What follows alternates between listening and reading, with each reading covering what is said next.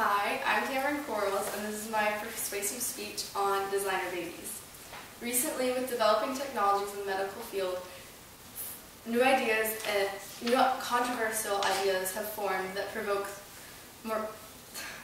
questions of morality and raise concern for general well-being. One topic of these new medical technologies are designer babies, or genetically modified human embryos. Doctors and scientists have developed ways to give parents choices previously unavailable that can help them choose certain traits in their children, such as eye color and hair color. These give the human race genetically modified babies give the human race ways to avoid genetic diseases, but some question the morality of changing a baby before it's born. It is possible to prevent the developing diseases in an embryo, but people believe parents should not have the ability to change the traits, such as eye color and hair color. The term designer baby is used to describe children whose genetic makeup has been altered. The reason for altering a child's genetic makeup is to ensure specific intellectual and cosmetic characteristics and prevent health issues. One method to change these babies is embryo screening, where a single cell is removed and genetically mapped to find abnormalities indicating a genetic disorder. Embryos without abnormalities are kept and used later to cause a woman to become pregnant. The embryos with abnormalities are discarded or thrown away, and this is where the thought is of the topic of morality is raised. Already common in the designer baby industry, this technique could progress into becoming used more for traits instead of diseases. Designer babies have made headlines multiple times, including in 2002 a deaf couple announcing that they were having a baby boy and they wanted him to be deaf, just like them. They went to a clinic and they searched for a clinic that would help them create their baby deaf, but there was a lot of public backlash because of the morality and the immoral use of designer babies. They justified their deafness, their wanting deafness, by saying it is not a disability, it is part of their culture, so they wanted their baby to be like that. They were called selfish and got a lot of hate from the public.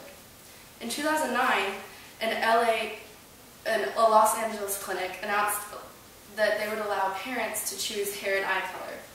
They were met with public outrage, causing the clinic to repeal their policy.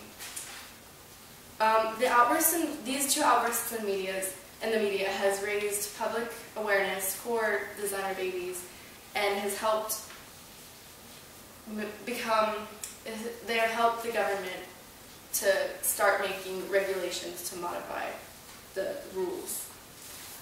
Because there is no government control, clinics in the future might have the ability to alter a baby on any request, not looking at how extreme.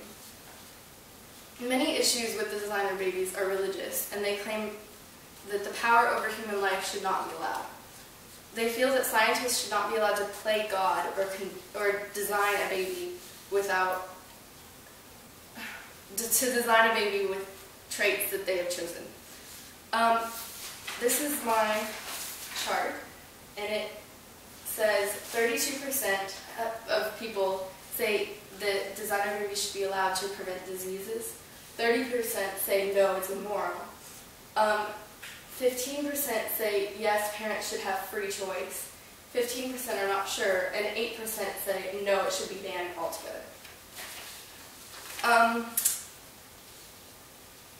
There's also a fear that parents, when using this ability, will become less likely to love their children and more likely to treat them as a commodity, not a blessing. People want the government to create a line between the acceptable and unacceptable uses of this new technology before it's too late. The great concerns for moral and legal actions against designer babies. The great concern for moral and legal actions against designer babies, but the many procedures that are foreseen are not yet available. The knowledge of this technology in the future should cause us now to be taking actions against it. Even with the possibility to prevent diseases, many people are against allowing designer babies. They see these scientists using the technologies to allow parents to shop for their children, not have a child. People say that laws should not stop, but prevent people from choosing characteristics. This means that they shouldn't take away the ability to prevent diseases, but only the characteristic traits. They want to be able to prevent diseases, but not change eye color or hair color. We need to raise awareness and get government to regulate the clinics. Otherwise, this technology could evolve into something more dangerous and powerful.